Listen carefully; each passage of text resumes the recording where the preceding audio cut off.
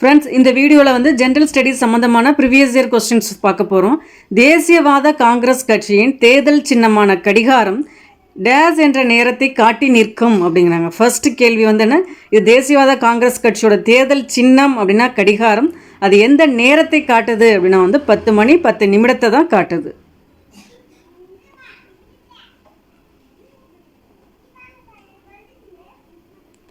அடுத்து பாருங்கள், சரியான கூற்றை தேர்வு செய்யவும் அப்படிங்கிறாங்க.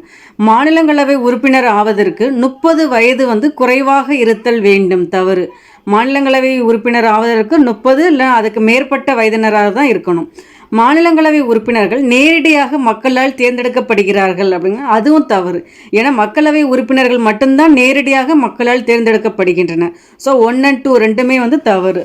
தேர்டு பாருங்க, இலக்கியம், அறிவியல், கலை, சமூக சேவை ஆகிய துறைகளின் சிறந்த அறிவு மற்றும் அனுபவம் பெற்ற 12 நபர்களை மாநிலங்களவைக்கு குடியரசுத் தலைவர் நியமிக்கிறார். கரெக்டு. மாநிலங்களவைக்கு வந்து 12 உறுப்பினர்களை தான் வந்து குடியரசுத் தலைவர் வந்து நியமிப்பார். அது வந்து ரொம்ப கரெக்டு. மாநிலங்களவையின் மொத்த உறுப்பினர்களின் எண்ணிக்கை வந்து 250. இதுவுமே கரெக்டு தான். 3rd and 4 வந்து கரெக்டு. 1 and 2 வந்து தவறு. 3rd and 4th வந்து கரெக்டு. என்னென்னா மாநிலங்களவைக்கு வந்து குடியரசுத் தலைவர் வந்து 12 நபர்களை வந்து நியமிக்கிறார். மாநிலங்களவை உறுப்பினர்கள் வந்து மொத்த உறுப்பினர்கள் வந்து 250. So 3rd and 4th correct. நமக்கு கேட்டிருக்க கேள்வி என்ன, சரியான கூற்றை தேர்வு செய்க அப்படிங்கிற 3 and 4 தான் வந்து கரெக்டு.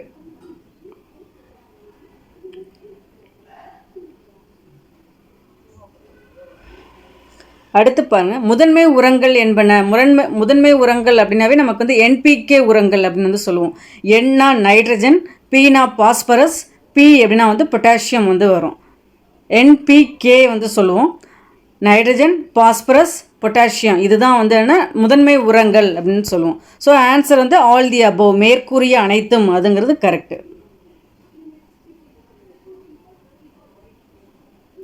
அடுத்து பாருங்க, காச நோயினால் பாதிக்கப்படும் முதன்மை உறுப்பு வந்து எது அப்படின்னா வந்து நுரையீரல் அப்படின்னா. ஃபர்ஸ்ட் காச நோய் அப்படின்னாவே நமக்கு வந்து பாக்டீரியாவா வைரஸா அப்படிங்கிறதுலேருந்து பாக்டீரியாவால் உண்டாகும் நோய் தான் வந்து காச நோய்.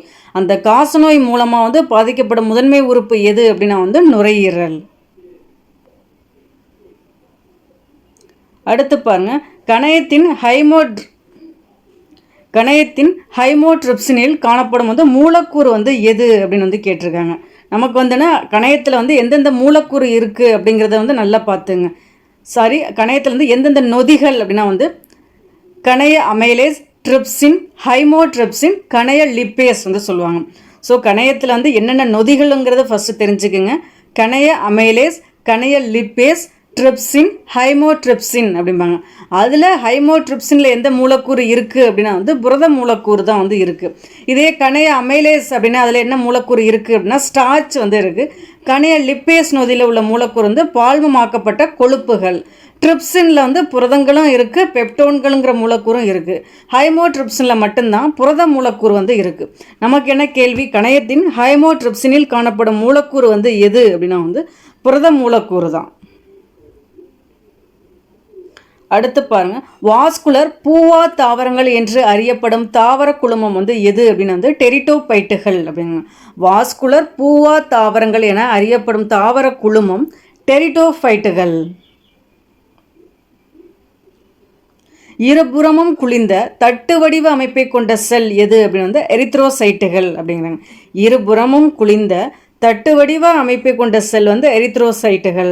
இரத்த சிவப்பணுக்களை தான் வந்து எரித்ரோசைட்டுகள் அப்படின்னு வந்து சொல்லுவாங்க. இதே இரத்த வெள்ளையணுக்கள் அப்படின்னா வந்து லீகோசைட்டுகள் அப்படிம்பாங்க.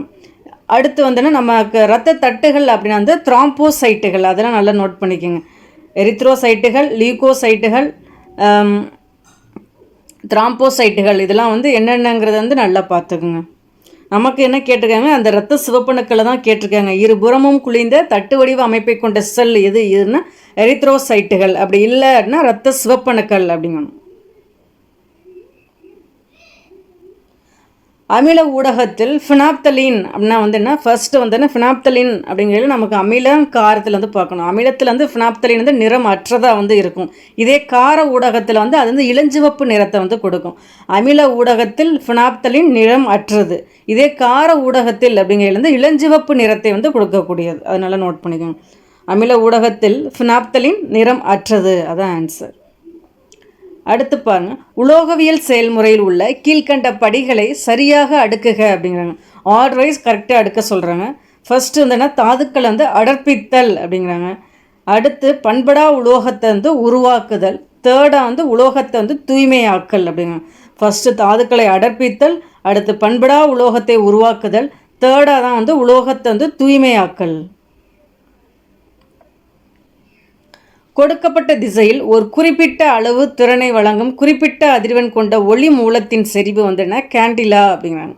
கொடுக்கப்பட்ட திசையில் ஒரு குறிப்பிட்ட அளவு திறனை வழங்கும் குறிப்பிட்ட அதிர்வெண் கொண்ட ஒளி மூலத்தின் செறிவு வந்து கேண்டிலா. மிதக்கும் பொருளின் மீது திரவம் செயல்படுத்தப்படும் மேல்நோக்கு விசை வந்து என்பது மிதப்பு விசை அப்படிங்கிறாங்க. மிதக்கும் பொருளின் மீது திரவம் செயல்படுத்தும் மேல்நோக்கு விசை வந்து என்ன விசைனா மிதப்பு விசை. மின்னழுத்தம் அல்லது மின்னழுத்த வேறுபாட்டின் எஸ்ஐ அலகு வந்து என்ன, வோல்ட் அப்படிங்கிறாங்க. இதே வெப்பம்னா அதோட அலகு வந்து ஜூல் வரும். மின்னழுத்த வேறுபாடு அப்படின்னா மின் அழுத்தம், அதோட எஸ்ஐ அலகு வந்து ஜூல். மின் தடையின் அலகுனா வந்து ஓம் அப்படிமோ. மின்னூட்டத்தின் அலகுனா வந்து கூலும். வெப்பத்தின் எஸ்ஐ அலகுனா ஜூல், மின்னழுத்த வேறுபாட்டின் எஸ்ஐ அலகு வோல்ட், மின்னூட்டத்தின் அலகு வந்து கூலும், மின் தடையின் அலகு வந்து ஓம்.